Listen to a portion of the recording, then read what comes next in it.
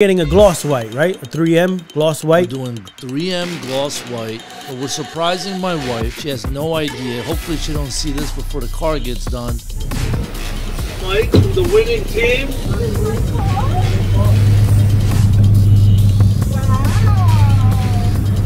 Been around the world, yeah, I've been in it since 2016. 2016. Okay, so you got in a little early.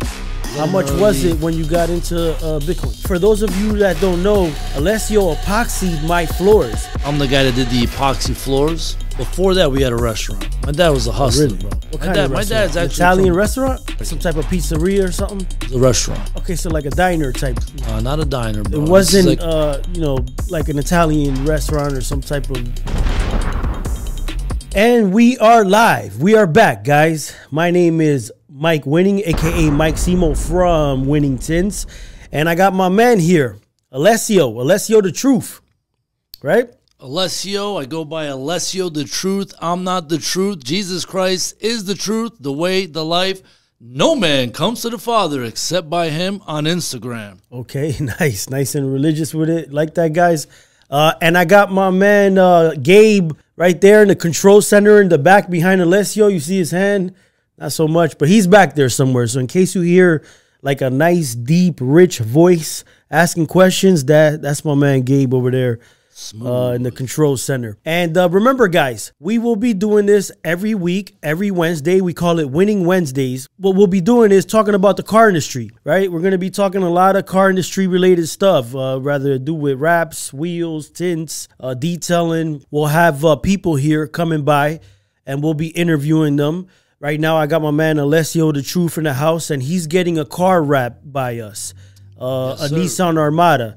So we're going to be talking about that, why he chose the certain color, why he's doing this to his car or whatnot. So stay tuned.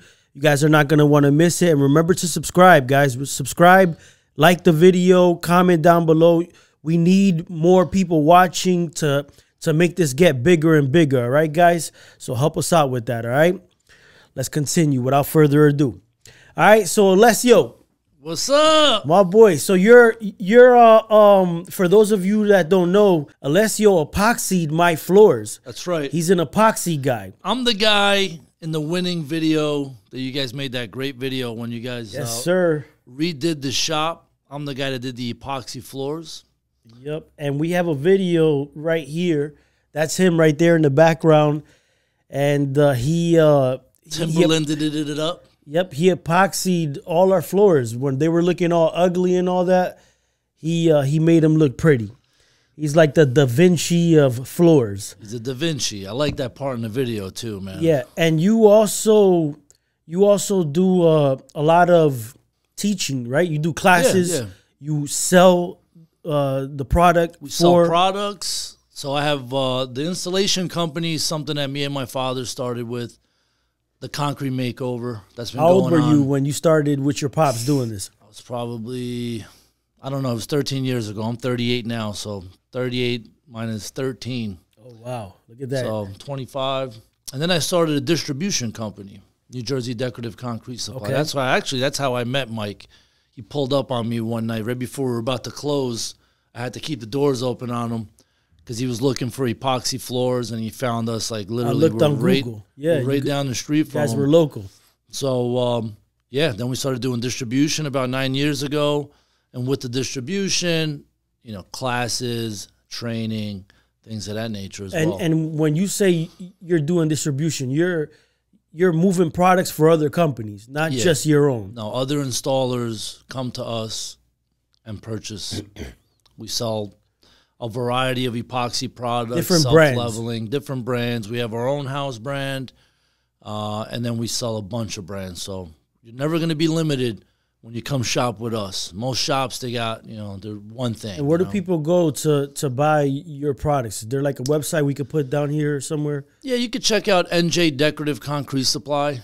Okay, that's a long one. We're going to put it right there and in the description below, better off calling the number on there. Okay, let's put the number somewhere down here, too. Yeah, for real. But yeah, get in touch with us, or Instagram at Alessio the Truth. And if people want to learn how to do epoxy, right?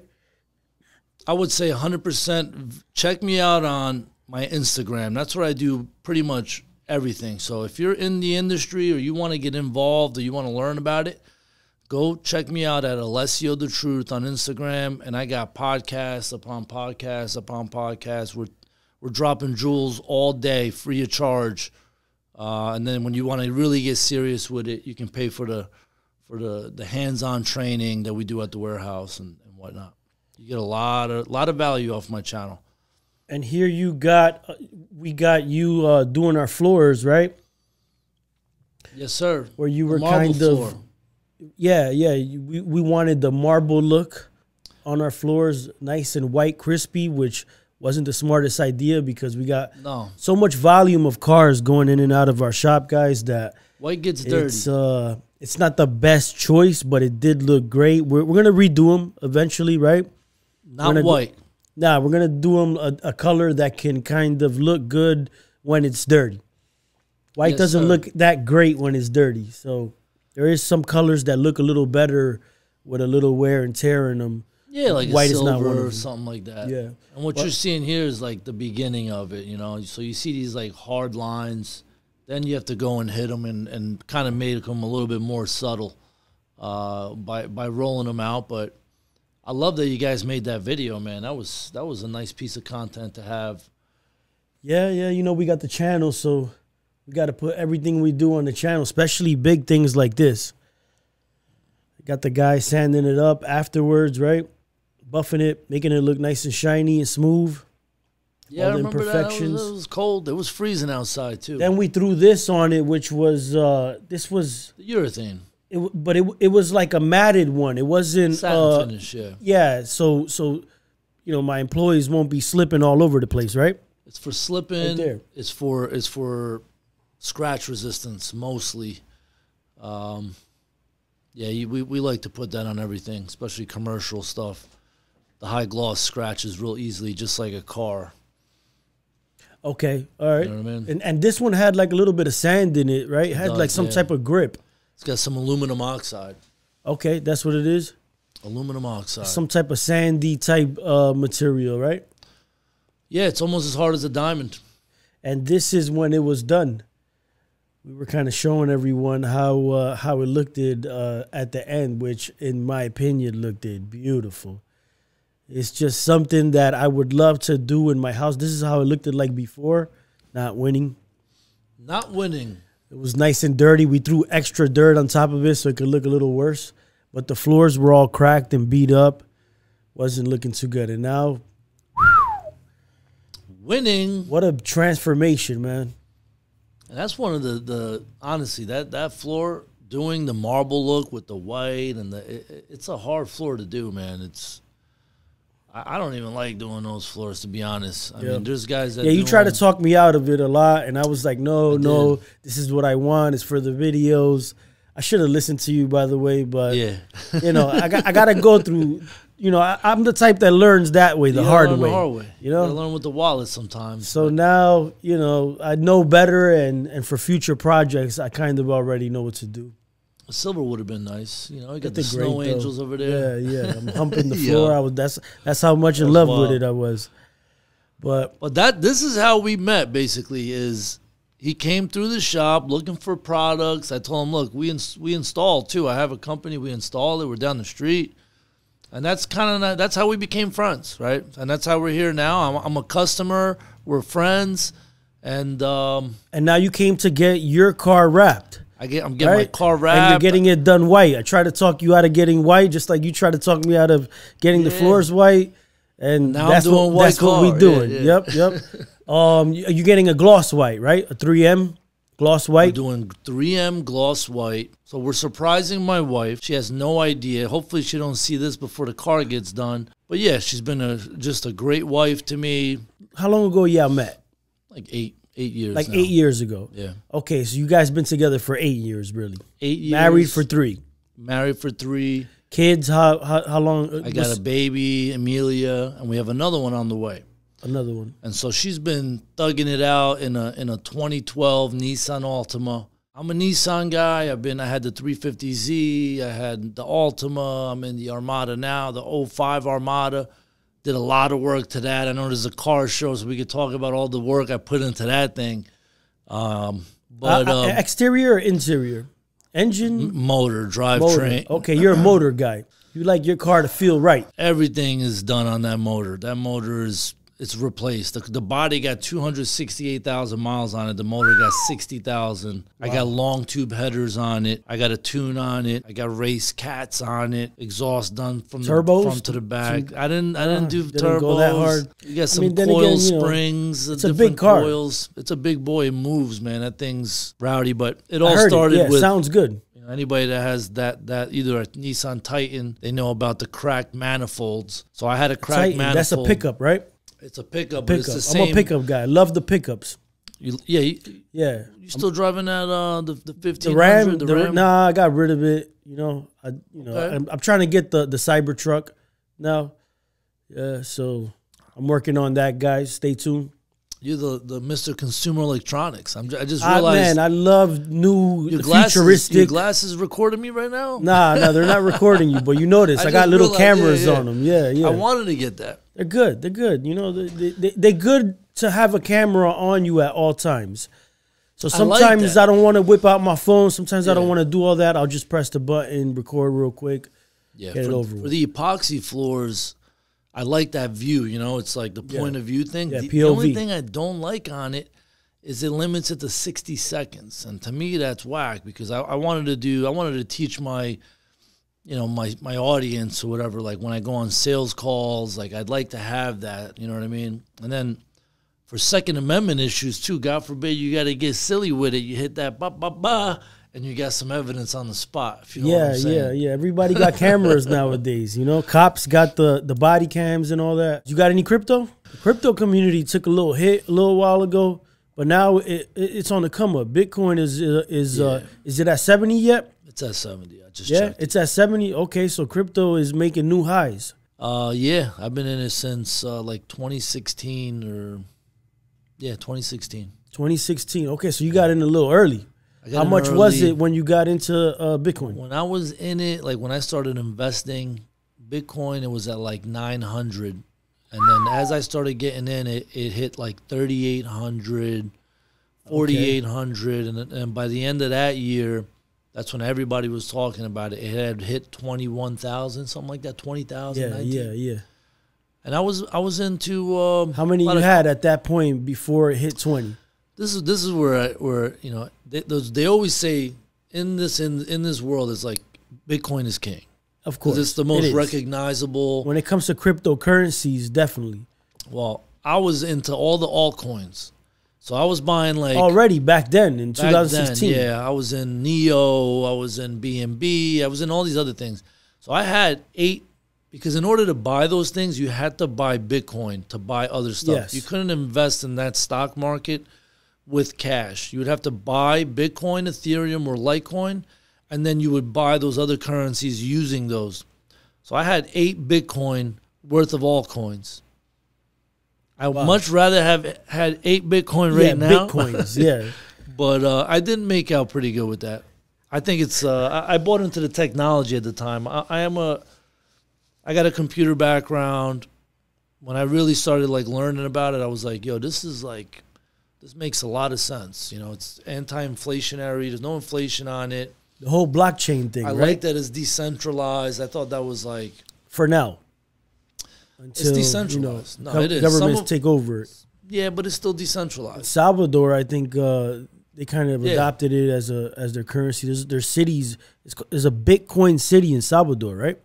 You heard about it? They adopted it because I had a guy that worked for me from El Salvador, and he's like, yeah, we have like Bitcoin wallets and stuff. I don't know if it's the only currency, but they did adopt it. No, it's not the only, but they got a Bitcoin city in Salvador that they charge through Bitcoins and all that. That guy just made an announcement that they're going to be buying a Bitcoin a day, the government.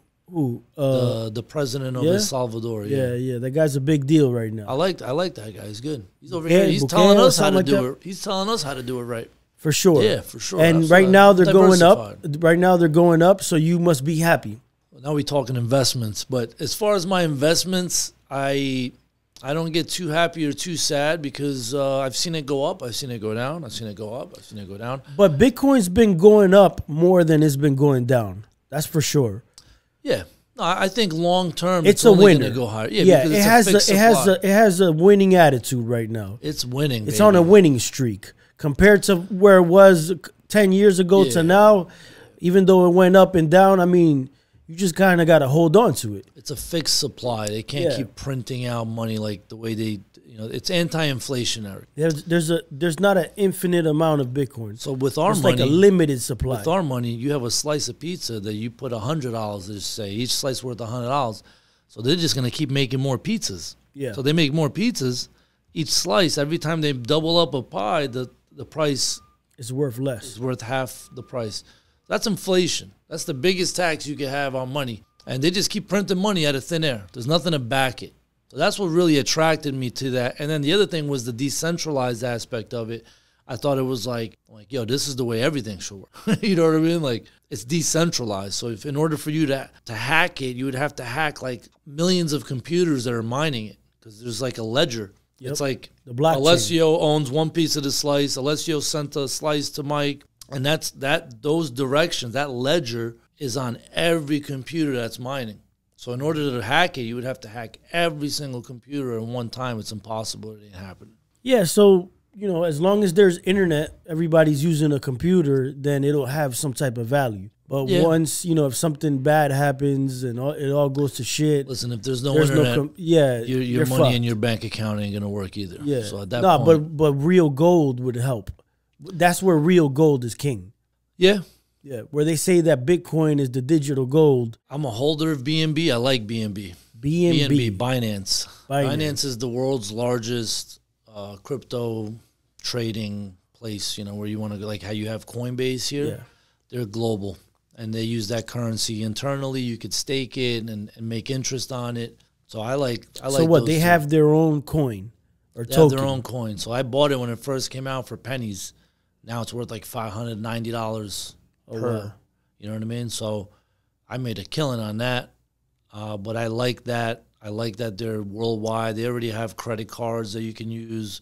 You can spend your crypto in Europe and places like that. I would go to number 2, I would say, is Ethereum. Ethereum, you got to look at that like an operating system.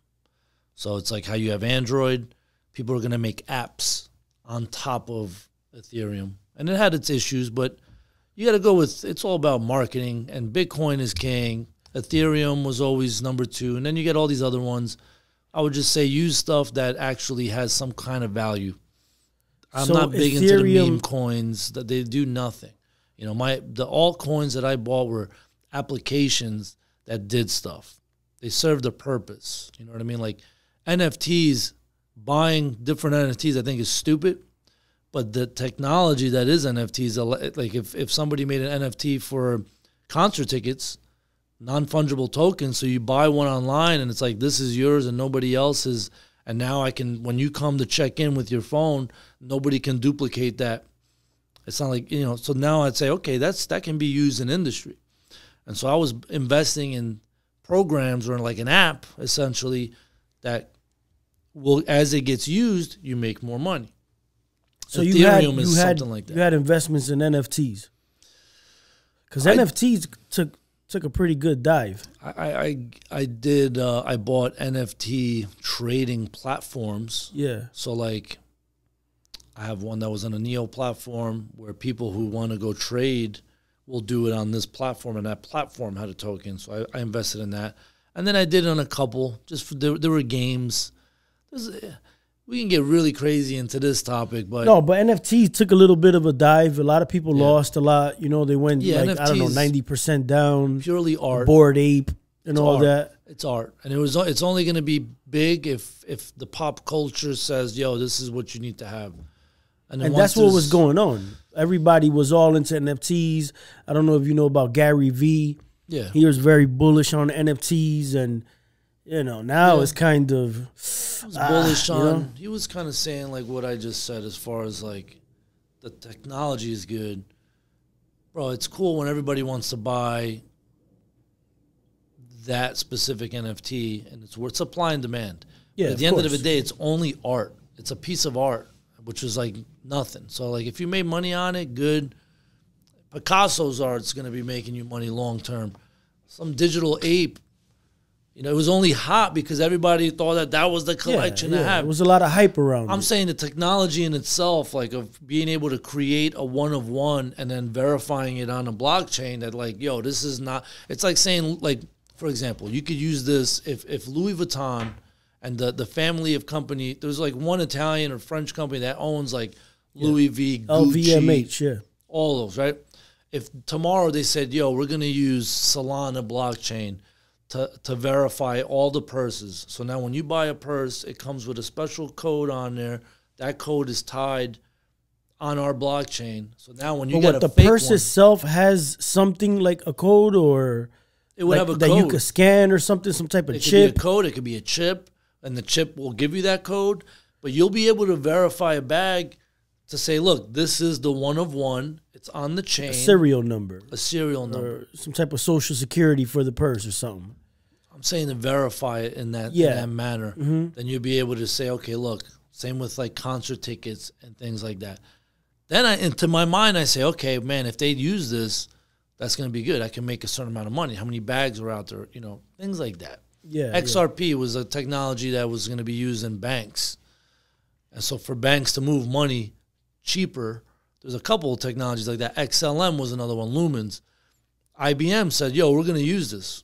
So now when a guy from Italy wants to buy something on our website, I don't have to worry about the currency exchange. Yeah. So we'll just take their money, convert it into Lumen, and instead of me having to pay all this money in every country, because that's just how money has to go through everybody's different banks. trying to get their hands on something. It's like Western Union. You got to pay them money to get money to another country and convert it. Yeah, everybody got their hand in the jar. So for a company like an Amazon or Microsoft, which are doing business globally, it makes sense for them. They're able to send money instantly using their own currency and then flipping it.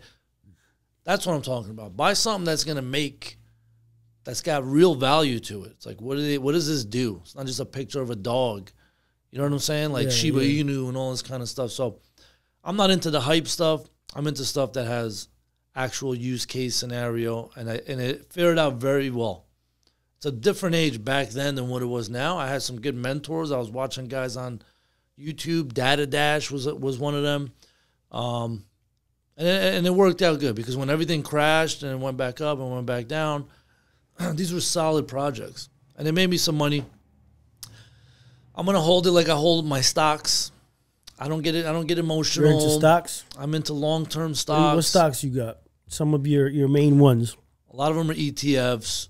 One of the big ones that I did really well on right now is NVIDIA. They make the chips. Yeah. I got into that because of the crypto. So I said, let me just get diversified. Like, the more crypto goes up, the more you're going to have to buy these graphic cards. So I bought graphic cards. When 5G was coming out, I bought companies that make the 5G antennas, the parts for the antennas. So I just bought a little bit of everything, like a sector almost, because 5G is going to go up, and you need a lot of antennas. So I did really well with that. Crown Castle was one of them. I forget. I'd have to like bust out my portfolio. Apple, and the rest are all ETFs, which is like a group of stocks in any sector. Mm-hmm. So, and how do you know what's a good ETF? Like, what are you looking for in an ETF?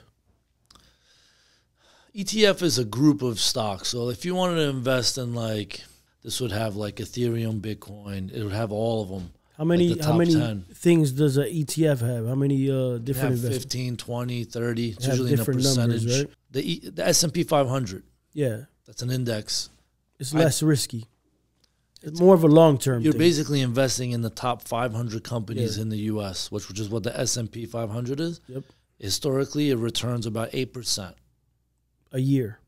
Every year. So you put $100,000 in, you get $8,000 a year. Exactly. Which doesn't sound like a lot, but for it not doing nothing, you know, what it does, at least it offsets. We're getting real financial here, but hey, whatever. It offsets inflation. So every year they pump more money, and that 100,000 now is going to be worth like 9,600. So if you made an extra 800 I'm sorry, $8,000, you're kind of like covering yourself and making a little bit.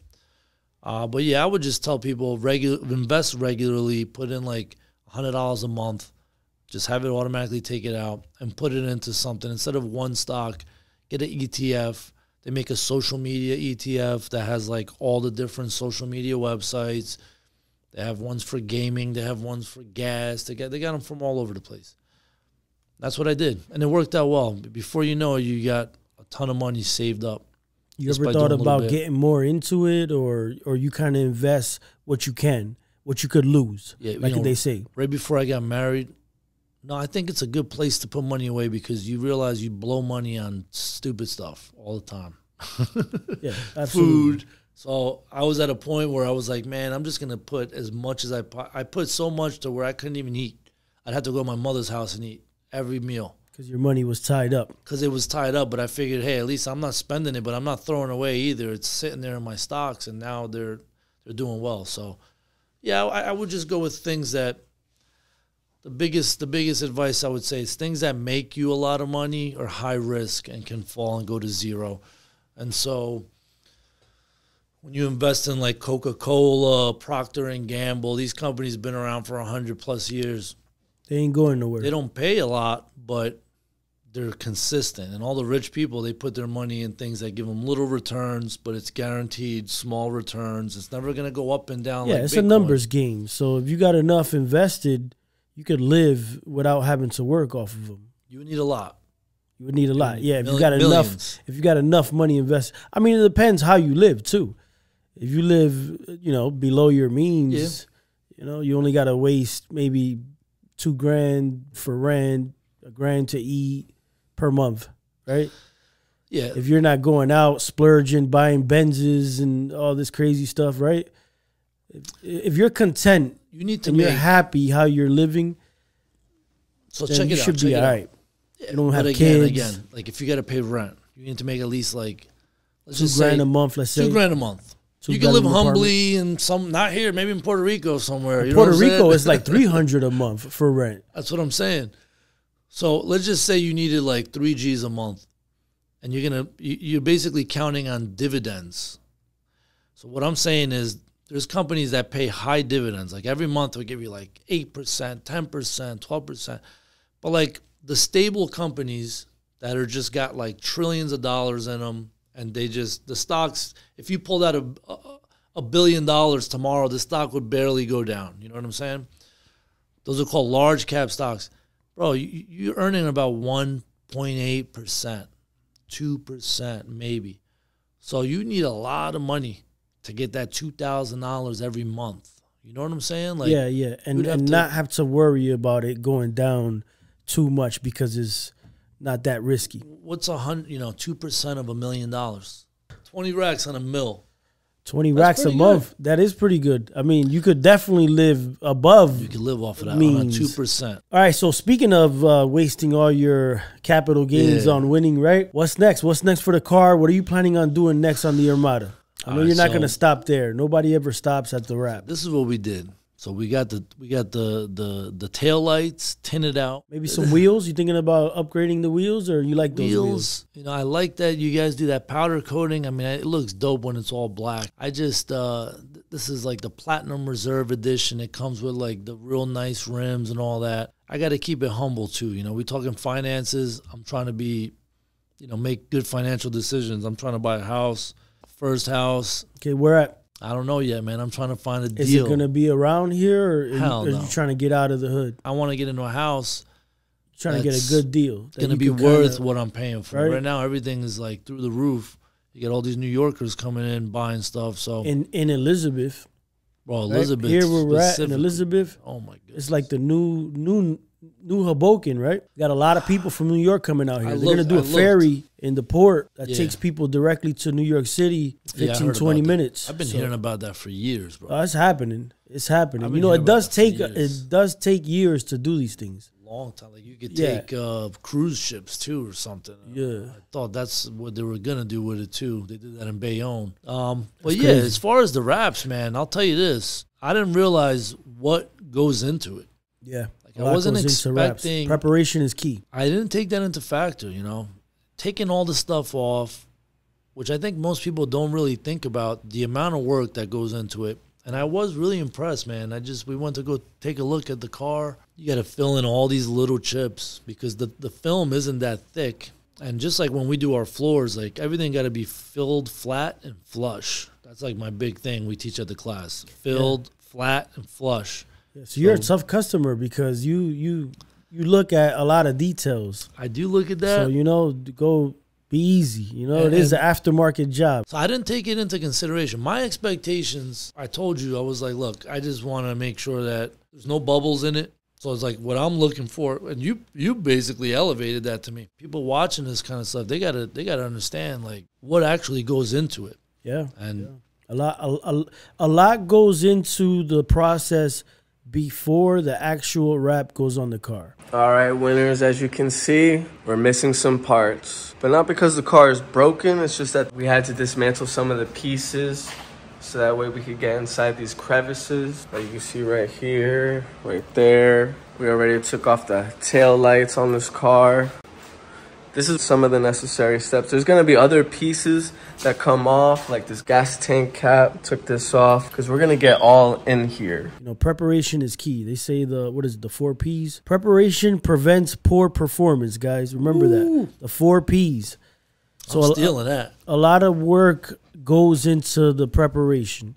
As long as everything's prepared properly, you're gonna get a good result. You know, the wrapping part, that's the easy part. Yeah. You know, if it was only about wrapping, anyone can do it, I think.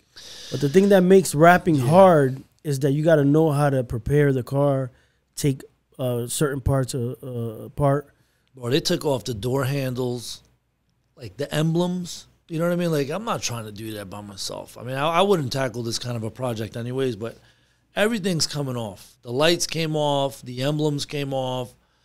And I can imagine just putting that stuff back on, re-gluing it. Like, I don't want the V8 signs, but, like, you know, that kind of stuff. Yeah, there's a 3M tape, like the double-sided. It looks like a gray clay. That's what the companies use to put it on. So yeah, we use the same materials.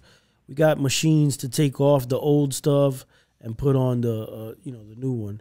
And then filling the body, you're essentially, it's like prepping it for a paint job. A little bit of a body job. Bondo, all the little chips on the hood. And, you know, this car on the hood had a bunch of little tiny chips that the guy tried to, like, hit it with one of those, like, touch-up pens. Yeah. And the front of the car gets a lot of damage because more than likely that car was driven long distances on highways. Yeah. And then you got the trucks that kind of throw up little rocks. And it usually chips up the front of cars. That's why people put PPF, paint protection film, on the front end of cars so that this doesn't happen to them. I wanted to ask you about that because, I mean, I'll put that on everything. That should be like every new car should get that. It should. It's expensive. It's how double does the price. It lasts depending on how you take care of it. You know, you got to wash it, being mindful, just like with the wrap. Whenever you get your vinyl wrap washed, be mindful of the edges.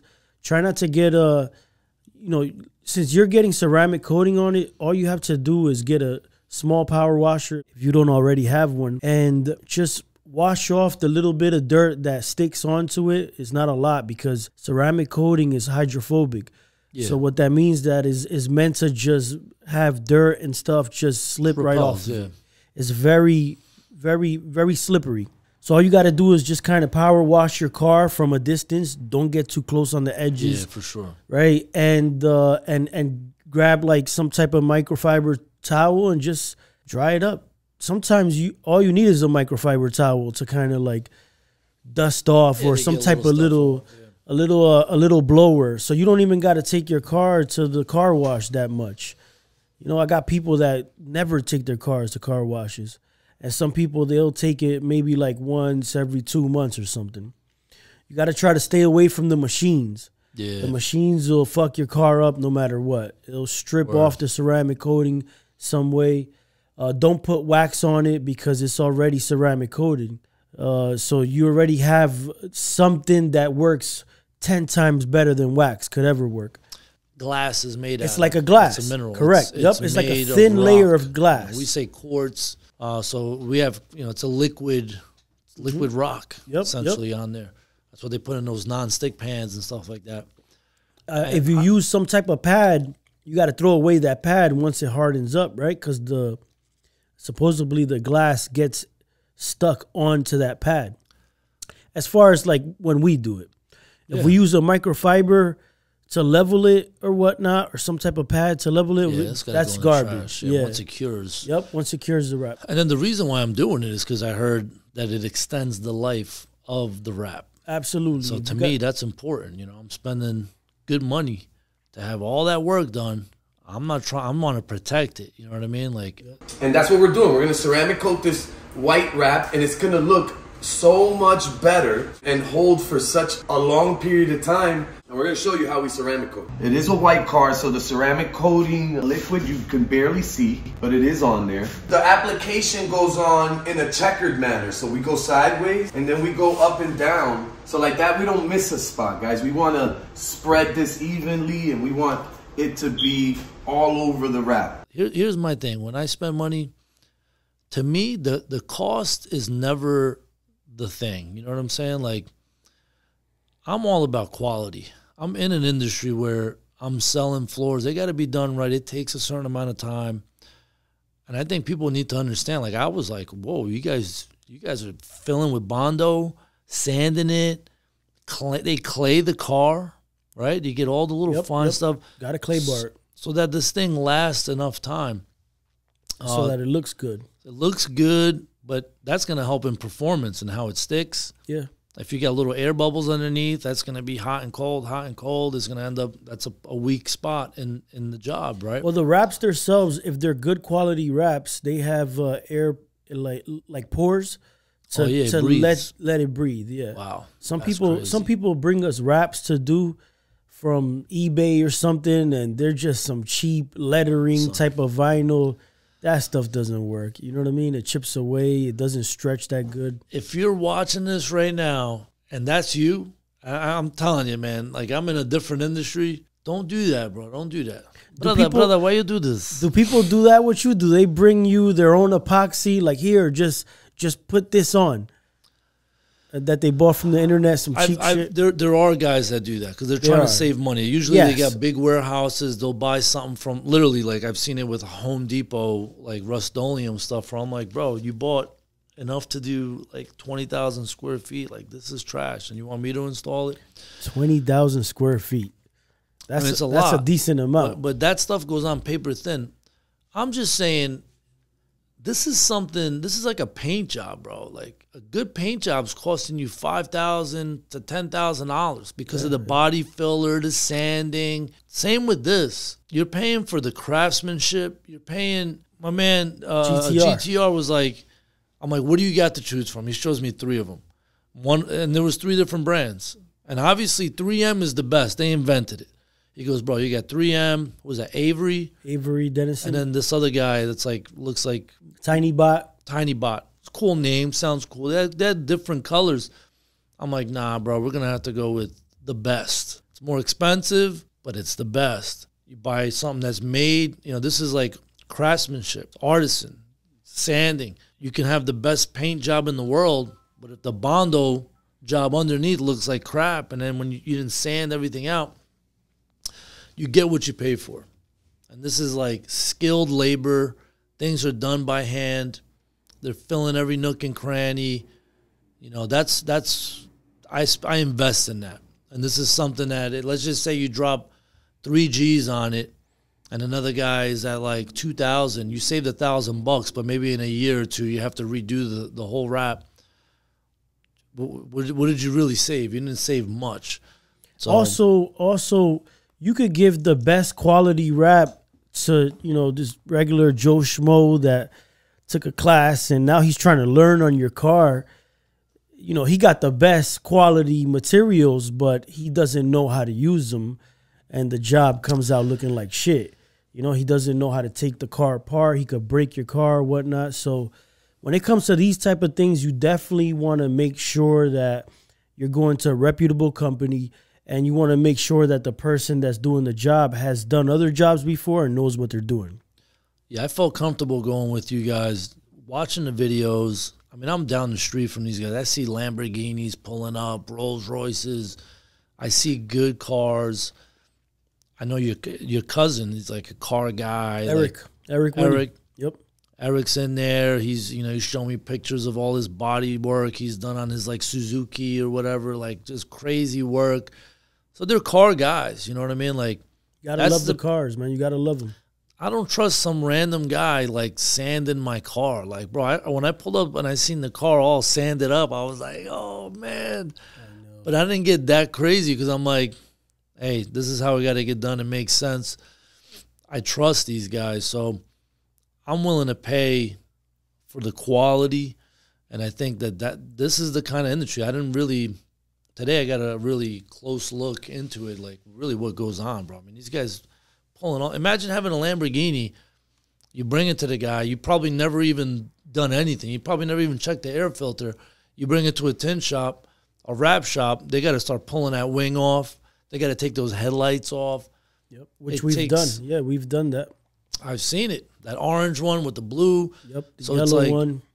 They got to start popping the body panels off. You need somebody that's comfortable doing that and that's not going to ruin it and that's going to be insured and all the whole nine. And, mistakes do happen. So if you got to make sure that the person that's working on it can cover any mistake if it does happen. Got to make sure they're insured, make sure there's cameras, make sure they've been around long enough so that if something happens, they don't go disappearing on you. Somebody that just kind of opened up a shop like a month ago and now they fucked up a $500,000 car and now they're disappearing trying to open up in the other side of America or something. Yeah, we got that in our industry. Yeah? Epoxy. Yeah, these guys that come in, they've been in the business a year, talking about lifetime warranties. It's like, all right, listen, I'm not knocking it. We've been around the world. We've been around the world. 15 years, 13, 15 years, we'll be able to fix it. We've seen the floors, what they do 5 years, 6 years later, to where we can say, okay, let's make adjustments to it. But I'm telling you, I can't wait. I can't wait for my wife to see this car. I think she's going to be blown away. You put a little red bow on top of it? I'm going to put a big bow. I'm going to have you guys put up a little Louis Vuitton bow or something on the top. She has zero clue. She likes Louis? She likes Louis Vuitton? I don't think anybody dislikes Louis Vuitton. No, I mean, like, does she ask you to buy her Louis Vuitton stuff? High maintenance type? No, she's not at all, bro. I made out good, man. Yeah. My wife, she holds me down. Hard working. Oh, wow, look at that. She's a stay-at-home mom, you know what I mean? She's, like, taking care of my baby and running this business. Wow, nice. And she helps out with my concrete makeover. As much as I want to be cheap and not buy my wife a nice car, I had to get it for her. She holds me down. We got another baby on the way, and so I want to ride in something nice. Safe, too. Safe. I like the Armada. It's one of the safer cars out there. It's a big car. You have one already. I got older one. So you're loyal to the brand. I'm loyal because I've done so much work to this car that I know exactly what I got to do on hers. Kind of like Toyota. They got the same V6 and V8 in all their cars. They just changed them now with that twin turbo V6. Nissan stayed true to that platform. It's like bulletproof. You trust overseas, the engine, yeah. Overseas Japanese, is the patrol. Come on, I love that it's Japanese. You got a bunch of samurais putting together cars. If they mess up, if a bolt's a little too loose, they like, get their hand chopped off or something. Something like that. So they don't play. They got to kill themselves with the blade, right? Like Kill Bill. I like that, man. I wish we had that here in America, man. Tinting windows. They'd be tinting those windows perfect. The work ethic that they have in Japan and other countries. Asians, they kind of, they do child labor too, right? Well, I'm not saying China. I'm saying slave Japan. People a little bit. Okay, all right. I'm saying Japan. And even those people, they work hard too. Everything, you got to realize. Family-oriented. I'm going off of like strictly like the work ethic, the passion. Are you family-oriented? Of course, man. Yeah, you kind of put pressure on your family. You got cousins or anything that are close to you? 36 cousins. Put a little pressure on them to kind of do good and all that. Your dad, he put pressure on you, I'm guessing, to work the business. Yeah, you got brothers and sisters? I don't, man. I'm an only child. Oh, wow. Look at that. How's that? How was that? It was good. Well, I'm Italian. Got spoiled a little bit? Born in Italy. I wasn't spoiled. Like here, everyone's like, "Oh, you're an only child. You must be spoiled." Your dad was tough on you? My dad's still tough on me. My mom's still yelling at me, screaming at me. You know what I'm saying? Like, when did he make you go work at the epoxy business? Before that, we had a restaurant. My dad was a hustler, really? bro. What kind of restaurant? My dad's actually Italian restaurant? Call it Italian. It was a new American. Some type of pizzeria or something? No. It was a restaurant. Like white tablecloth. Okay, so like a diner type thing. Duck. No, not a diner, bro. It wasn't like a fancy thing that you would take. But it wasn't, like an Italian restaurant or some type of ethnic the food. cuisine. The cuisine is called New American. And New American is a blend because my father had worked in a bunch of different places. So it's a blend of different. Like a fusion. It's a fusion cuisine. So we had Italian American. We had Asian. You had fried rice and all that. No, we had sushi grade tuna, pan seared over. What do they call them? The suba noodles. They're like these black noodles. Yeah. Then we had a duck, orange glazed duck. Oh shit, I love duck. Then we had. I love duck. You know what I'm saying? Like, so an orange glazed duck is like fancy. Yeah, but so. Yeah. And what was he the chef? How did he? Yeah, man, sous chef. He was a chef, and then he opened up his own restaurant. Dope kitchen. Yeah, he was in Italy. He was making pizzas, pizzaiolo, making pies. Then he came to America, but even then he was painting ships, doing everything, man. He was hustling, bro. He was hustling. And he started a restaurant. How old were you when he started his restaurant? I was in college. Okay, so you were kind of already of age. He used to work at the New York City Athletic Club in Manhattan. So all the Olympians go there to train. It's crazy because my wife ended up doing a wedding that was there. So I got to see finally where my father worked. So he was in a lot of these like really fancy places. But what was he there? He was a chef there? Sous chef, executive sous chef. Okay. Different positions. Inside the athletic club. New York City Athletic Club. Yeah. He's cooking for, the Lakers when they coming in, playing the Knicks. They're going to stay there. They got, it's a building. They got Olympic pools inside, squash courts. Yeah, no, that's a nice boxing place. trainers. All the Olympians pay like $200,000 a year to be a part of this. Joke. You get to eat. Next level. It's next level. It's a crazy place, bro. Crazy so place. what? He left that and started his own restaurant? He did. That was the last one. He left there, and then we had the killer, bro. We had the all-star team, bro. I'm telling you, we were putting out crazy food. Yeah. Crazy food because he got all these people that like backed him and said, "Yo, I'll come help you out." Okay, so he took him from the athletic club, other places that he's worked along the line where he's like, he kind of knew. He knew a lot of people. People liked him. Yeah, I went in, did the fusion restaurant. Yeah, and you were working New American. It's but yeah. Okay, but you were working it. I was playing football. I was playing college football. So you didn't go and start working in the restaurant right away. I did. But when I come home from the summers, I'd be over there. Web design. I did the SEO. We got it popping in there. It's a tough business. Did you like working in there, or you weren't too big? I did. I liked it. That was the first time it was our. So when did you go full time into the restaurant? Did you ever? It's crazy. Basically, my father had a kidney failure. Right, and this was while we had the restaurant. Okay, we didn't know what the heck was going on. So getting a transplant while there, I was in college. I just graduated college and came back. So it happened while I was in college and whatever. And was that for any type of reason? He maybe drank too much, like high blood pressure, hereditary.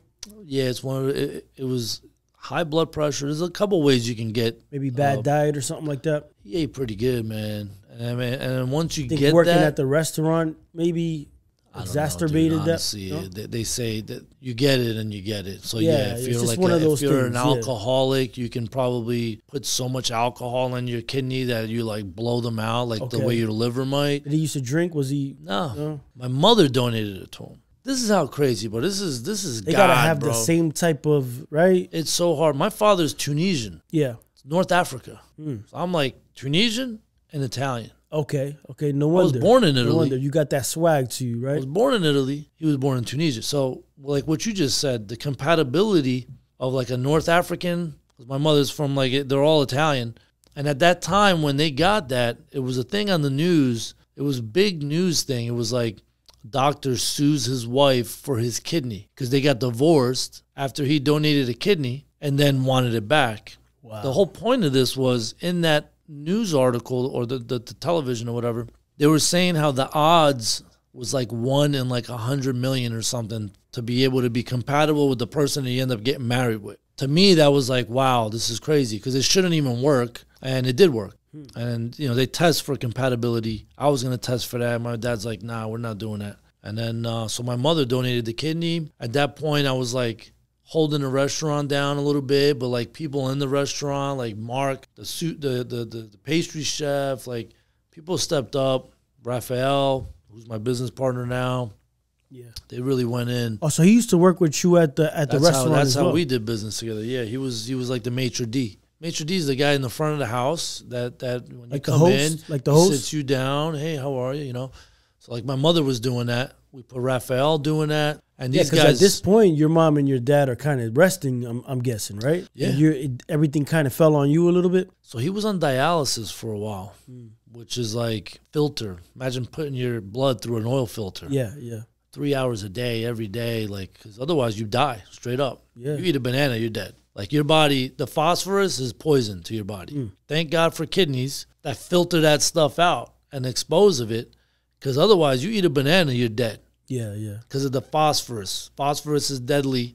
You drink a Gatorade, but you ain't drinking that when your kidneys ain't working. Yeah. And other stuff. So he had to eat mad clean. We'd be eating perfect diets because thank God we had the restaurant. Did the restaurant suffer a little bit? You think it went down or? No. And we weren't like these like entrepreneurs. Like I went to college for business administration and stuff like that, but it ended up being, you know, it's very, very hard business. Food cost, overhead, you know, marketing.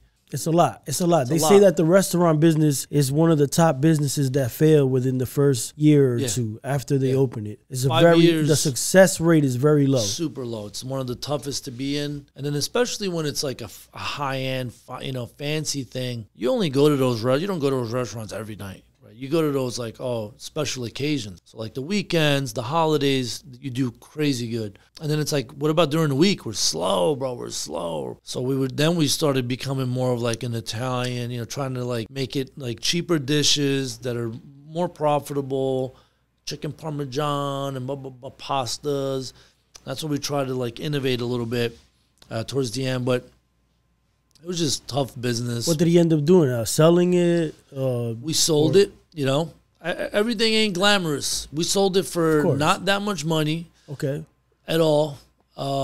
We didn't own the building, right? We just rented it, but we sold the business for maybe $30,000 or something. I don't even know.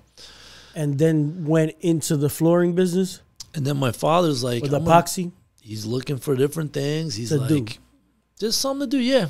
He's looking at different franchises. He's finding these business opportunities. I guarantee at you, what he probably age saw was window he? tinting. At what age was he at this point when he let go of the restaurant? Oh my goodness! And started to look into doing something else after having a liver transplant. 40s, late 40s. Wow, late 40s. Yeah. Let go of one business after having a liver transplant and throw himself into another one. God bless, man. Kidney, but God bless America, man. For real. I'm telling you, we have it good over here. You ain't doing kidney that anywhere. transplant. I'm sorry. Kidney. He's looking online. I remember one of them was like locksmithing. You find these websites that just have like business opportunities, franchises and stuff. And then I remember one of them was like replacing the windshields. So there was a franchise for that, you know, like Stanley Steamer, like these kinds of companies you could just start up. Yeah. And then we found one where, Elite Crete, they were teaching how to do these kinds of floors. Concrete overlays. Okay, Elite Crete. So fixing concrete floors. Elite Crete. No, it's like concrete overlays. Like we were watching that thing with the wood planks. Okay. That kind of stuff. And they had epoxy. And it was like $150, they call it a class. 2 days, $150. He went, took it. Full circle. Now I'm doing the classes. Yeah, full circle. Which is actually how I got into the distribution. Okay. Through Elite Crete, because we were buying off and I'm like, yo, why don't you like get a warehouse? You can sell on my behalf in here and so on and so forth. And it kind of snowballed from there. And it went from there. But That's how it went down. We were So in that business. he started getting classes, or you went with him? How did that happen? He took a class. At this point I was living in Massachusetts with my boy, and so you moved away from I moved Jersey. out. Yeah, this is like not right after he got the kidney transplant. I mean, we had the restaurant. It was after the restaurant sold. Yeah, after it sold. You needed a break from Jersey. Yeah, that's another story. Okay. But I ended up moving up there. My boy's like, "Yo, I got a spot. You still want to come up here?" I was like, "Yeah, I'll do it. Fuck it, let's go." All right. So you went up there. So I He started the floor He started the business. I would come home periodically, and then he's like, "Yo, check this out. You know, this is what I'm doing." Blah blah blah. I took a liking to it, and then I just said, "All right, I'm gonna move back." I would help him over the summer. I did it one summer with him. You know what's crazy? I was making websites at the time and doing search engine optimization, online marketing. Okay. And one of the guys that hired me was doing this stuff, this epoxy stuff. So I got him a job with my dad. My dad was like, I showed my dad. I was like, "Yo, look at this website I made." He goes, "Oh, I saw that. Yeah, Elite Creed, I saw that, blah, blah, blah." And then he ended up doing a class. I gotten him a job with this kid that got a website from me. Yeah. And did SEO, who became wildly successful after that. And you and your dad, or you and that kid? That kid did. Okay. So he started at Elite Concrete. He started with that, but he moved from New Mexico to New York. I made him a website. I showed my dad. My dad's like, he "Oh, this looks subcontracted cool." your dad to do a job? I told my dad, I said, "Dad, if you really like it, I'll give you his number. Go do a job with him." So he did a job with him in Manhattan. Okay. He tried, a little metallic thing. And that's really how we got into it. Then that's how he started doing the class with him. I just and all remember that. that. I forgot. Then he went and took a class with this company, Elite Crete. I come home, and I'm like, "Yeah, this is dope. This makes good money." It was just me and him. Me and him, and a Nissan Sentra, 95 Nissan Sentra with a little sticker. You did the website for him too as well. I made the website. That. I made the website when we had. SEO. I got into SEO because of my parents' restaurant. Yeah. And I was always into the internet stuff. I went to school for computer information systems, but I was always on the internet. I'm always, people watch TV. I don't watch TV. I just watch the internet. I was always on the internet. Yeah. And then Yeah. how many years before, like from when he started it and you getting back over here to Jersey? He started 1 year. I came back maybe 1 year. And then 1 me and year him later, side you guys by side. are bumping out. Me and him. Are cranking the jobs out. Early, bro. The industry's totally changed since. People laugh at me. We didn't even have dust shrouds. It would just be making plumes of smoke everywhere you went. And how long ago was this? About 13, 14 years ago. Wow, look at that. A decade later. Yeah. And now you're here. Me and my dad, side by side, a couple of years. Then we bought our van. We bought this little, 1999 Dodge Ram. There's a guy down the street on Elizabeth Ave. He used to sell only white vans. Yeah. And then we bought a little grinder. Then we would rent a lot. Then eventually we ended up buying our own big machine. Then we ended up little by little hiring a person. Yeah. Me and that person were working together. And then eventually I was able to step away and get somebody else. And now I'm at a point in life where I'm like, man, if you're starting a business and you want to scale the business, you got to get away from being behind the tools.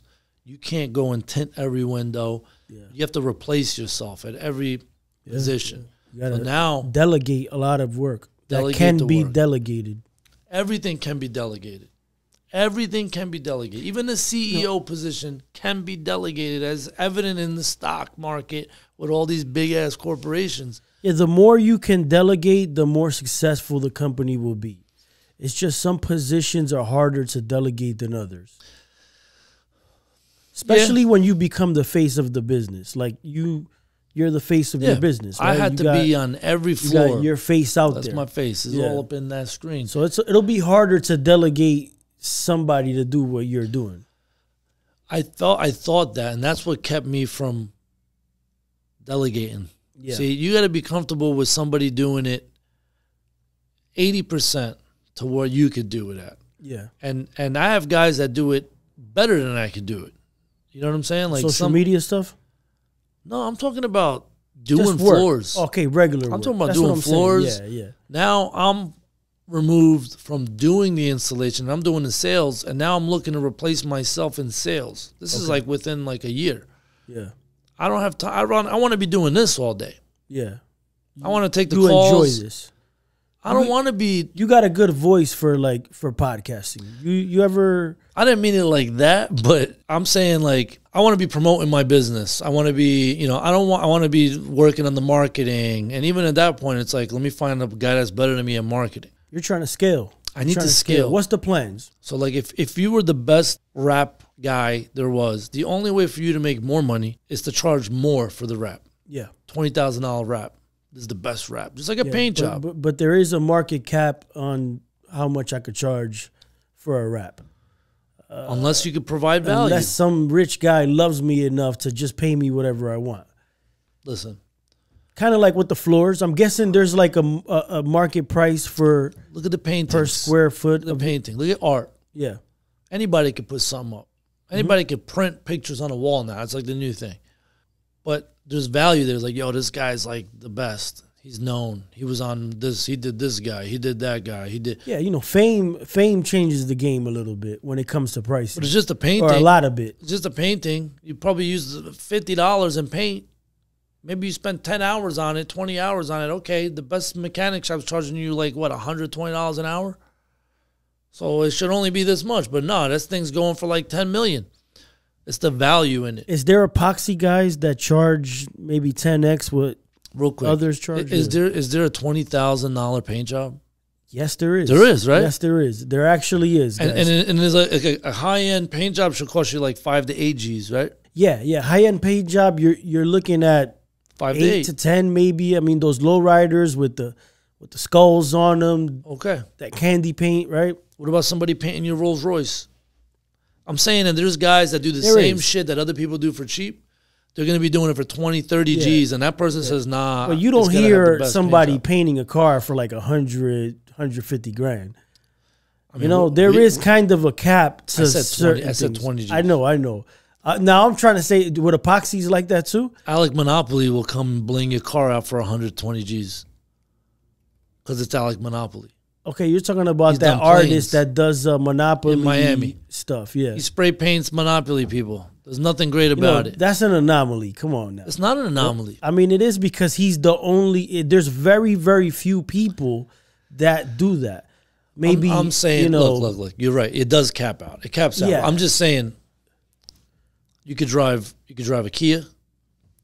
You could drive a Rolls Royce. They're both cars. Somebody finds more value in one of them than the other. And the value comes from the craftsmanship, the wood, the brand, the leather, the name, the brand. When I drive this car, people look at me like, oh my goodness, who's this guy? Who's this guy? He's driving a Rolls Royce. So that's why I'm going to spend that much money on it. It's just a car. Yeah, okay, it goes fast. So does a Corvette. But it's the whole package. So what I'm saying is, as an independent contractor, you wrap cars, you're doing it all by yourself. You're doing the videos, you're doing the wrapping. You can only have so much time to make. You're going to cap yourself out. But I'm saying that, which I don't, guys, by the way. I do have a big team behind me, all right? You scale, you've done it. I'm talking to the guy out there that wants to do it. The way to really make money is either if you're doing it by yourself, you're going to cap yourself out. You might make $100,000. Maybe 600,000 if you're doing it by yourself. If you're doing it by yourself, but you're not doing it doing discount window tins. You're spending all your time doing it. So what I'm saying is it's supply and demand. It comes to the point where it's like, yo, everybody wants my stuff. So it's like, okay, charge more money, and let's see who really wants it. Okay, charge more money until until people are just not willing to pay. You'll do the same amount of work, but make more money on it because the supply. Yeah, but like I said, it does cap out to a point that someone says, you know what, this is ridiculous. I'm not about to pay this much money for something that a lot of other people can do just because I like, me or you or For whatnot. sure. You know what I mean? No, it's there is about some people what that those call me up and say, "Look, I'm bringing my car to you. It doesn't matter. You're the one that's gonna do it. Just send me the bill." And I don't take advantage, of course. You know what I'm saying? Like, but I kind of, they just gotta wait a little bit more time until I'm done doing other jobs and all that. But I'm guessing when it comes to the service industry. And if you're not really like some type of artist that can do one certain thing at a very high level, and you're not that popular on a national level, then you're going to get capped out on whatever type of job or service you're doing. To get to the higher levels, there's levels. And the levels work not just because somebody made a song called "There's levels to this shit, man." But there is, though. But there's levels, and those levels... There's actually 6, okay? Okay, let's hear them. Let's hear them. This is what I learned at the... From the bottom to the top. The Concrete Growth Summit. That guy that we were looking at, Brandon Vaughn, on that Upwork or whatever it was called. All right, listen up to the levels, guys. Level 1, you're the owner-operator. You sign the contracts, you take the phone calls, you go on the estimates, you're doing the marketing, you're doing the accounting, you're doing everything. You're just starting off at this point. You're just starting off. You got into the business. You don't got employees. You don't got a wife to help you. No brothers or sisters. You're on your own. You're on your own. Lone wolf. But here's the thing, because this guy's telling you, he just started off too. He did a video. He did a whole series showing you how from day one, I'm never going to take a phone call.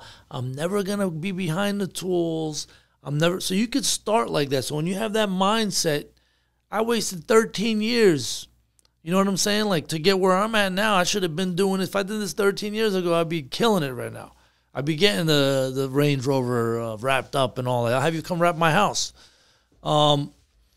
Nice. Level 1, you do everything. You run the grinders. You collect the money. You do everything. You're going to be making, at best case scenario, around $600,000 because you're limited in time. Out of those 6,000, how much you take home? This is revenue. Off the top of your head? Yeah. I do because I'm all up on my numbers. Okay, so what would somebody by themselves making $600,000, $500,000? It depends. The national average more or less construction industry, ballpark. It should be 30%, but it always ends up coming to around 10 to 15%. So on $600,000, you're getting 60 racks. At that point, you're better off going to work at Whole Foods for $15 an hour, making without having to worry about your floor coming off and this and that. So there's a lot of cost to this.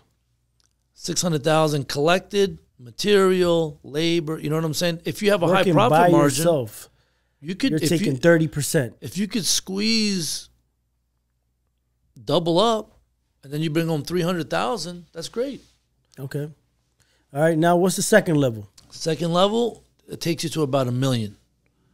Second level now is... you have an employee, maybe... Now you have an employee secretary or doing the floors, and you are the secretary.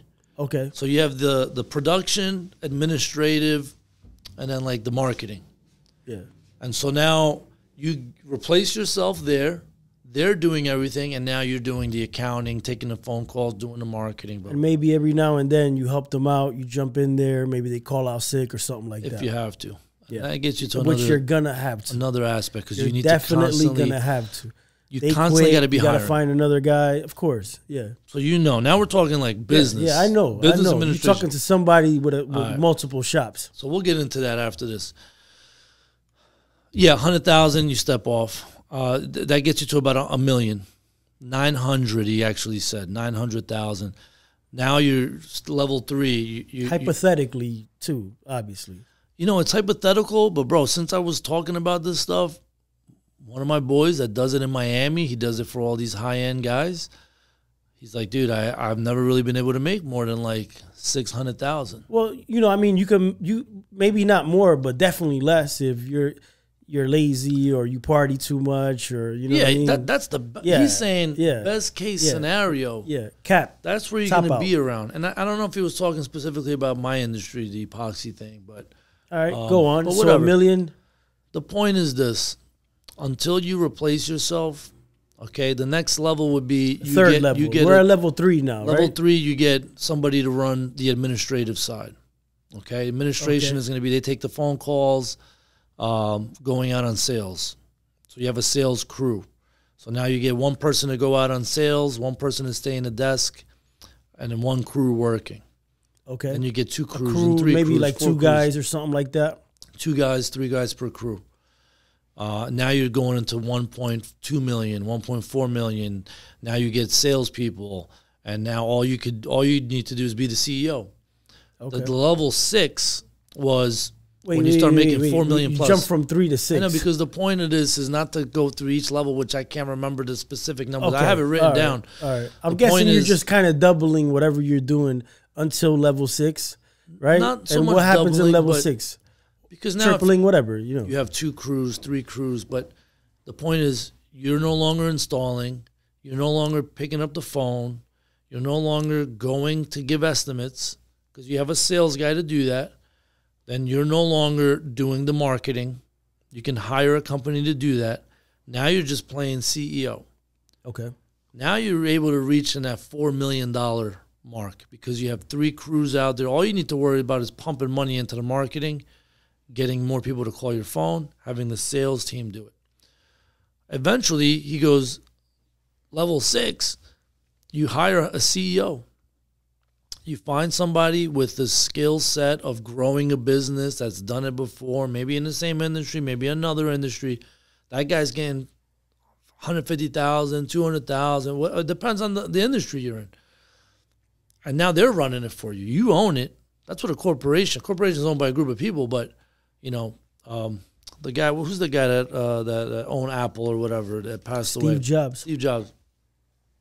I see all his stuff all the time. He's like, hire people better than you.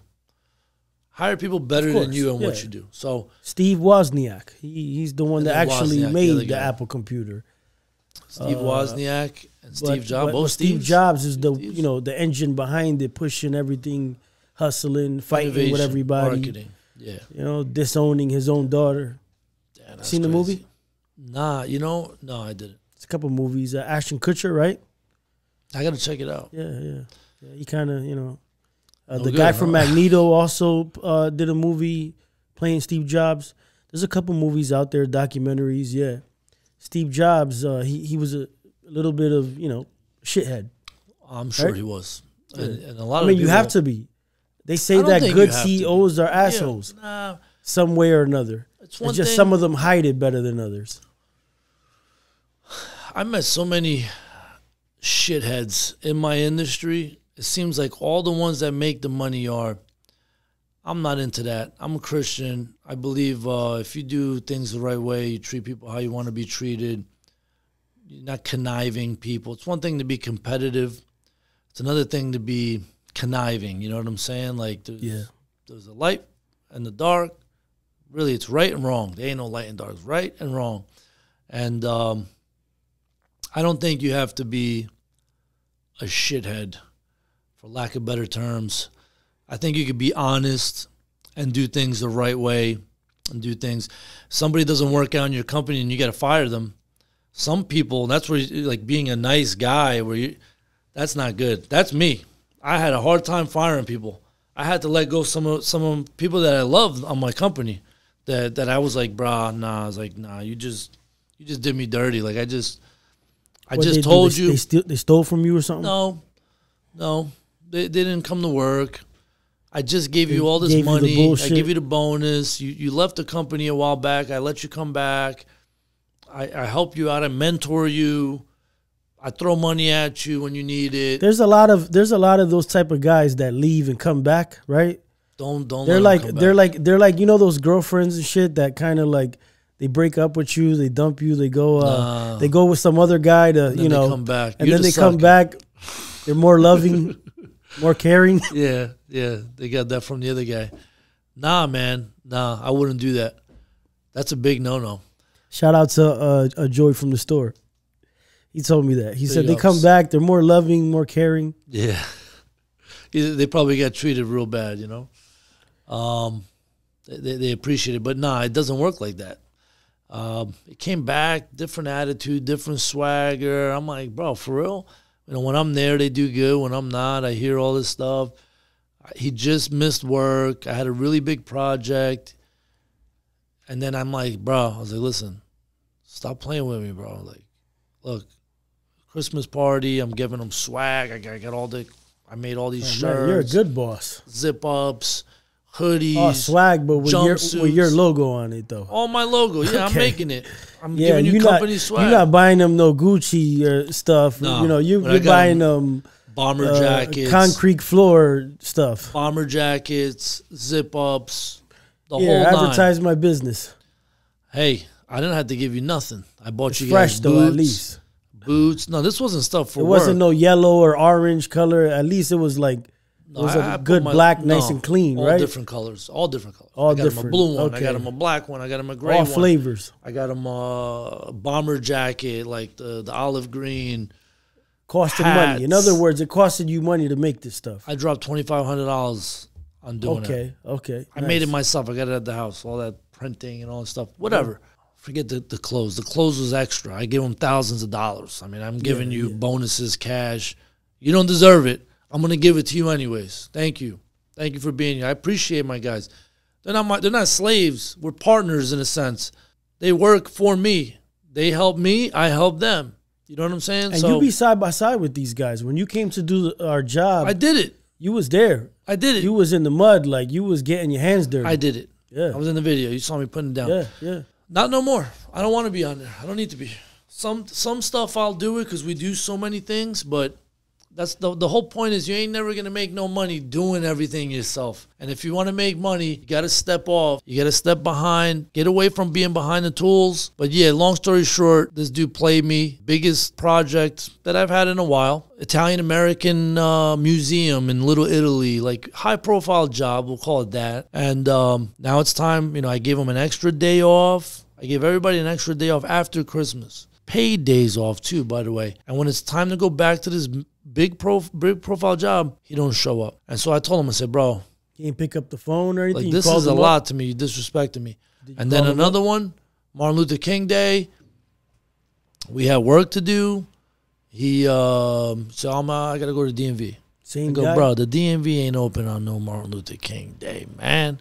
I said, bro, I'm gonna holler at you. I said, so come back when I need you, I'll call you. You hit him with that one. And then he never, hey, what's going on? What's going on? I'm like, bro, you disrespect, like, you just spit on my head. I can't have this. You're becoming a cancer. Yeah, everybody else coming to work. You ain't coming to work. People need you to work. You're pissing other people off. And so the best thing you could do is let those kinds of people go right away. You bring them in, they act like that, out. It sets the tone for everybody else. Yep. Another thing, Steve Wozniak, Stevie Jobs. Like, you think I should know his name, right? Another thing Steve Jobs would say is like A+ players don't like working with C+ players. Actually said B. He goes, they operate at a different level. And then you got these guys dragging ass. He goes, level A hates level Bs, and level Bs can't stand level As because they're outworking them, and they're just dragging everybody back. So the best thing you could do is put a bunch of A+ players together once you find them, and they operate the best around each other because now it's like, yo, he's nice with it, I'm nice with it. Look at how I do stuff. Yo, let's try this, let's try that. And then I realized, bro, I just saw this. Like, I reposted it a couple days ago, and I'm like, damn, I got that on my team. Yeah, we got a bunch of A+. The A+ guys, like, and they hate the guys that are dragging ass. And so you got to do that. And you got to stay hiring too, bro. Yeah, hiring and firing. You got to constantly, that's what this guy taught me. I put an ad out, a video, bro. Actually, I made like a funny like video where I was talking like a wise guy. I'm like, yo, I need some dogs to come in here day in, day out to work in this industry. If you're looking to be in this industry, I advertised that on Instagram, but I'm telling you, I put like $500 on it. I think after $100 or $200, I had like 100 people reaching out to want to work. You got to always be hiring. And then I know when you can't take them, you just say, hey, I'm going to put you on this list. And the second somebody slips up, or as I start growing, because the numbers to just grow and grow and grow, I'm going to give you a call. And you just stay constantly, always looking for new people, because otherwise, I'm in a point right now where I let somebody go, thinking about letting another guy go, and I just need him on deck. And you teach classes, right? You we do the classes. You do classes. Would you say that you get people that want to work through the classes? No, out of every 10, I thought about that. I thought about doing that to like a training school where you learn how to do it, and then like you know how to do it with the truck drivers. Yeah. So they'll be like, "Yo, come in. We'll teach you how to get your CDL, and then we'll put you in a job placement right away." I was thinking about doing something like that, and then just have them come work for me, to where you're like going through a what training happened with class. that? Did it work? It doesn't work? What would you say? The people that come take the classes, they're already like in the industry. Some people are brand new. Some people even want to do it just so they could do their own job, like their own countertop. I've had that. Those are the lower cost classes. But most people are like wood floor guys, painters, construction guys, and they want to get a piece of that action. That, you know, maybe they sub out the work. But I thought about it, like, yo, why don't we just run ads to come on in, learn the trade, and then we'll give you jobs right away. And now I know because I've trained them, you know, which is essentially what I do with a new hire. They come in, they work with the guys alongside. You always got to train them a little bit, even though you got the classes and you teach them from zero. They're not gonna learn the whole trade in 2 or 3 days, right? No, we do so many different things. That's another thing, dude, scaling. If you want to scale, you can't provide like 50 different options, which is what we do. We always did that because we're like, yo, if somebody wants this and I don't got nothing to do, we're going to do that. If we're going to do this, you know, these guys are like, nah, bro, just do flakes. Don't do metallics. We don't make no money doing metallics. Too much that can go wrong. Really? People don't like it. It takes too long. Just do the garages. These guys are making $4 million a year. And here we are trying to do everything. When I should just be trying to do garages. Do all the marketing on garages. It's simpler. Is less costly, right? For the guys, materials. they're doing the same thing every single day. The flake system in general, they're just more forgiving. It's kind of like saying we only do satin wraps. Yeah, yeah. Because the high gloss, you can see every flaw, right? Yeah. And so, but you can't just do that, right? So you got to be, but it's easier and more forgiving. You know that because you don't see the reflection. You know, we used to do just tint before, right? And yeah, you know, that's kind of how we grew to where we're at now. It's just the industries are changing, you know what I mean? Like, and people want more stuff. We got together with my man Rico from Rick's Magazine, and other people are asking for other things, and, you know, just kind of trying to do other things now. But you are right.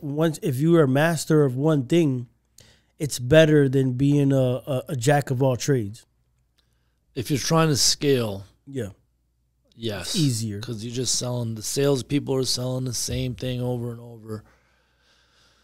Well, what made you go into the other stuff? Because the window tinting, it's been around a long time, but there's a lot of people doing window tinting. Exactly. The markets change. You know, classes, people start showing people how to tint. You know, maybe they pick it up on YouTube. We're in the age of the entrepreneur. Where, like, I don't know about you, but when I was growing up, you know what I mean? I'm in my mid-30s now, so when I was growing up, it was like, entrepreneur, what was that?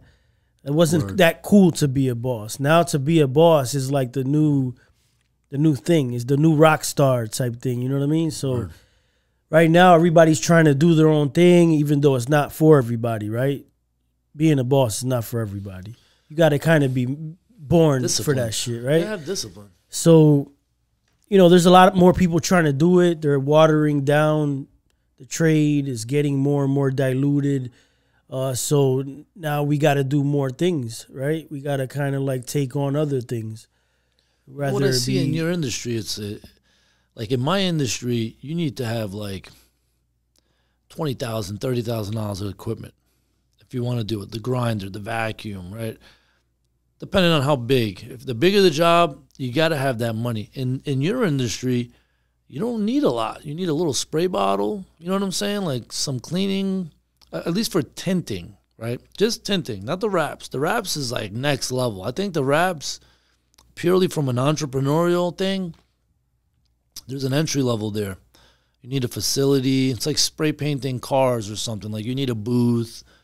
But the tints... Well, you can do the tints. There's people that wrap outside. There's people that they grab a wrap, you know, they detail the car outside. They prep it. They know how to take stuff apart. So I would say that becoming a rapper, a successful rapper, is a bit easier than becoming a successful tinter. By yourself, level 1, like you were saying before, right? Easier to be a rapper? Yeah, like just kind of coming into it. There's a lot more people that are willing to pay less and get like a not so good job of a rap because they don't want to pay, $2,500 for a good rap. They might want to wrap their car and pay only $1,000, and there's a lot more people willing to, to offer that price to practice on a car, and they'll come to your garage. They'll do it. It won't come out. It won't be the best job, but you'll get something for $1,000, right? Can you wrap a car by yourself? Yeah. You seen the magnets that we had on the car that you were asking? So that kind of helps. It'll take longer. I mean, the person will take like 2-3 weeks to do it, but they could get it done, right? And they'll be learning on the job. And maybe you got a car laying around that you never use, and you'll just let him, right, do your car in your garage somewhere, and you don't really care how clean the job comes out. Now, when it comes to tinting is glass. Glass is not as forgiving as a wrap. And the tint itself is thinner. So the film is much less forgiving than a vinyl wrap, which a vinyl wrap is thicker. You can heat it up. It has memory that it'll go back to its original shape. Okay. Of course, to a certain extent. You can't do too much, but it's much more forgiving than the tint film itself. So, to tint a car is very difficult to do it outside in the wind, a lot of dust flying around. Once you install it, you'll be able to see the dust particles in the tint because you're looking through the glass, You're constantly looking through it. Whereas wrap, you can't really see too much dust that got trapped in between the vinyl and the actual car itself. So, in order to start a successful tint shop or a successful wrap shop, it's harder to do the tint shop. You understand what I'm trying to say? Interesting. Yeah. I mean, you need a clean shop. Let me interview you now. How long have you been in this business? I've been doing it for about 18 years now. 18 years. Yeah, 18 years. I started with my man Caesar. He's my partner in California now. Okay. And he was out here. He started the shops, like the first shop where your car is at. Yeah. He started it, and then I started working with him. And then I ended up buying into the business little by little until he wanted to leave, and I ended up buying him out.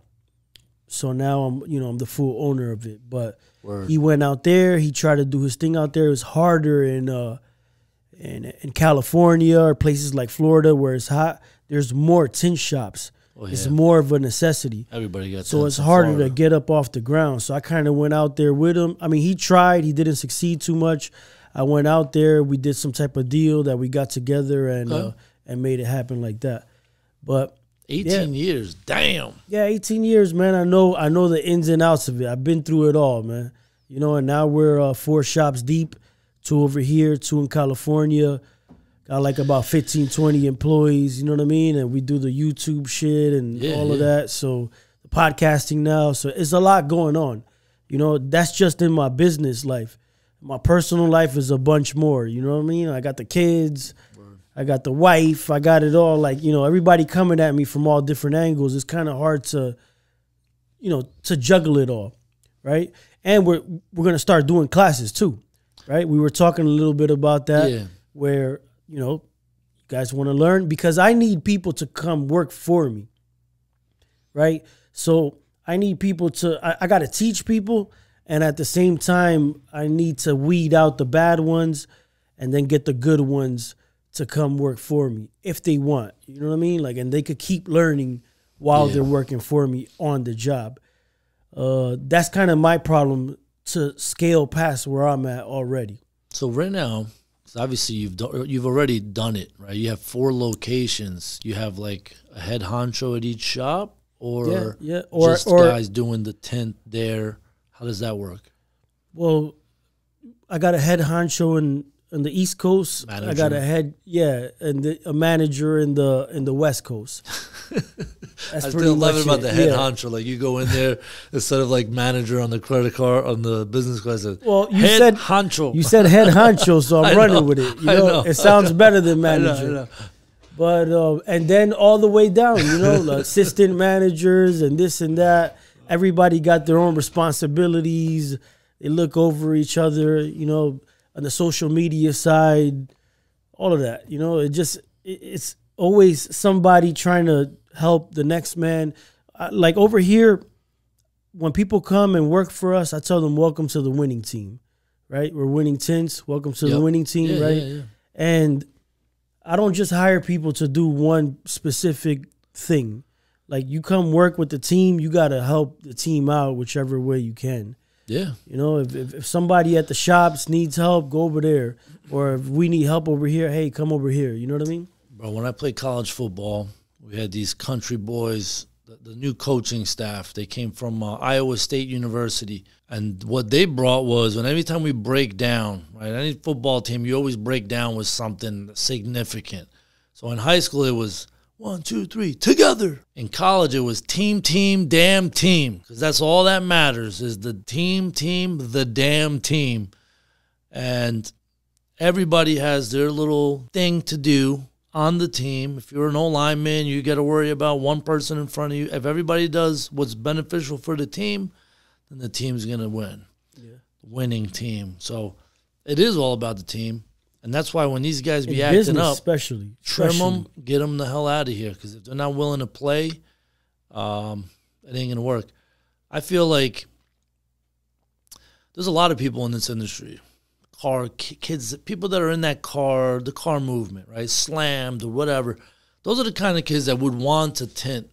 But the problem is, just because you want to do tinting or you're good at rapping doesn't mean that you're a good employee. Like, it's about discipline. I'd rather get a guy that shows up every single day, on time, sweeps up when there's nothing to do. You don't have to be told, like, yo, sweep up. You ain't doing nothing. Look at that dirt right there. Sweep it up. Like Ray Kroc said, if you got time to lean, you got time to clean. There you go. McDonald's, guys. Ray Kroc. Ray Kroc. Founder of McDonald's. Ray Crockett, the ultimate scaling solution that's also a real estate business, really. It's a real estate, and then he's just cooking burgers. Yeah, no, real estate is important. That's a real estate business. You got to end up buying, you got to, I seen on Netflix with Michael Keaton. Yeah, that's funny. Michael Keaton's a beast. I just seen him last night. That's at the my Oscars. favorite Batman right there. Yeah, my favorite Batman. Yeah. He was on the Oscars last night, and they had Arnold Schwarzenegger and Danny DeVito, which I didn't realize. I mean, they had a movie with them too, but Danny DeVito was the Penguin, and Arnold Schwarzenegger was the Freeze Man or whatever. Yeah. And I said, we have one thing in common, and I'm thinking about that movie Big, Little, or whatever. He's like, we both killed Batman. Oh no, we both got killed by Batman, and then Michael Keaton was in the crowd, like looking at him all crazy, like he was gonna kill him or something. Michael Keaton, Beetlejuice. That's one of my favorite movies right there, Beetlejuice. Because, bro, we're watching the Oscars last night. I'm at my family's house, and I'm like, bro, this is like watching Congress. This is like the actors never change. It's always these old-ass actors. I'm like, look at Michael Keaton. I'm like, I kept bringing up Michael Keaton. Like, well, who the hell? Why is Michael Keaton here? Then they did that skit with them. So that's funny that you brought up Michael Keaton right now. The best Batman. He was pretty good. What you into Batman? Not really. I mean, I watched it, but no type of like superhero thing. Favorite superhero? Nah. You're not really a comic book guy. Nah, I'll tell you all about those things. I mean, those guys are the fallen angels. If you look at the stories, those are the fallen angels. That's why they have these superpowers. But they're like the demonic from the biblical time. And even when you look at Thanos and all these kinds of things, there's these like biblical Avengers. You're into the Avengers? I'm not into them. You watch the movies? Watched them. You like it? Yeah, they're all right. They're cool. You into any type of hobbies of any sort? I mean, that you do on your off time? I like to shoot. Okay, you gun range? I like to go to the range. That's your thing, gun range? Drums and things like that. Any certain gun range around here you recommend? I mean, AVP? I go to Guns for Monroe. Hire. I belong to one. I like Gun for Hire because they're like advocates to carry weapons and all that kind of stuff. So they're like constantly fighting New Jersey's government. Okay. You like what they stand behind. They're making a difference, bro. Yeah. Like, we can conceal carry in New Jersey. Like, these people, they got lawyers. They're constantly, and the owner of that is like the representative for the NRA. Really? In Jersey. So I like that guy. He has a podcast too, Gun for Hire. And but I go to this place by my house in East Brunswick. It's in Monroe. It's called Recoil. Okay. You got to be a member there. You got to bring your own guns and stuff like that. They don't rent out the guns like Guns for Hire. Gun for Hire, you can rent them out. You can do all of that. And they got Yeah. a nice little cigar shop in there. I was looking to be a member somewhere where I can like network with people too. You got a couple pieces, that you. I do. I got three handguns. I got AR-15. Yeah, I got a Glock. Out here. Yeah. In Jersey. You can have, so you ready can have to all go. that stuff. You're ready to go. Absolutely, Ain't man. nobody running up in your crib. We're ready for the revolution here. Okay. Ready for war. Yeah, ready for doomsday. I'm ready for whatever, bro. What do you think about doomsday? You ever... I'm a Christian, so I would tell anybody that thinks about doomsday to read the book of Revelations. You think it's inevitable? There's going to be some type of doomsday? You prep for it? It's the coming of the Lord. You're a little paranoid about that? I'm not, because I'm saved, and I know I'm on the winning team, ladies and gentlemen. Awesome. Team Jesus. But yeah, the Bible talks about the end times, the second coming of Jesus Christ, the great tribulation. You got a little bunker somewhere with like canned food? I'm not going to be here for that. No? You think that'll be past your time? Not past my time, but the Bible says that those who are in Christ will be caught up with him.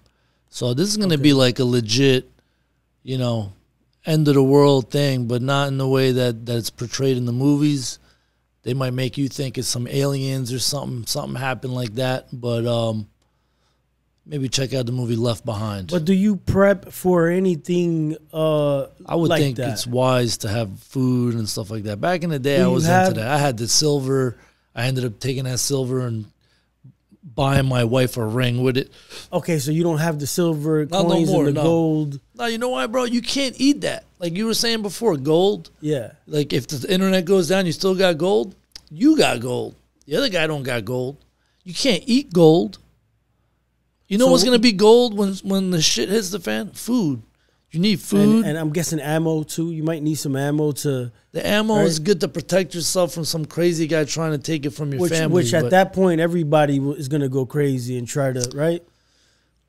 You see that movie with that was on that the sky's falling or whatever, with the Teslas all crashing into each other. Yeah, it was on Netflix. I forget seen what it's that. called. That was pretty good. It was all right. It was at good. the end, you're right, they show like bombs and stuff, right? Yeah, it was like the end of the world scenario. The thing that I don't, because every movie's trying to brainwash you into something, right? Trying to like prepare you or to get you to act a certain way. They want you to be like, if everybody, when that scenario happens, if everybody was just like, yo, bro, we got to stick together. I got a little bit of food. You got some water. Like, if the whole neighborhood stuck together, we wouldn't be in these situations. But what do they always try to prepare you for? In that movie, the white guy, the black guy, they were like best friends. Well, they were good friends. And then at the end, it was like pulls the shotgun on him. And he still like reluctantly helped them. But like, they want you to act like that. So when you watch that movie, you're like, when that day happens, you're trying to be like, out there ready to kill somebody. Well, you know what they say, the man with the gun makes the rules, right? And, survival of the fittest. Survival of the fit, only the strong survive. Live by the gun, you live by the sword, you die by the sword. What a man shall sow, also shall he reap. You reap what you sow. That's from the Bible.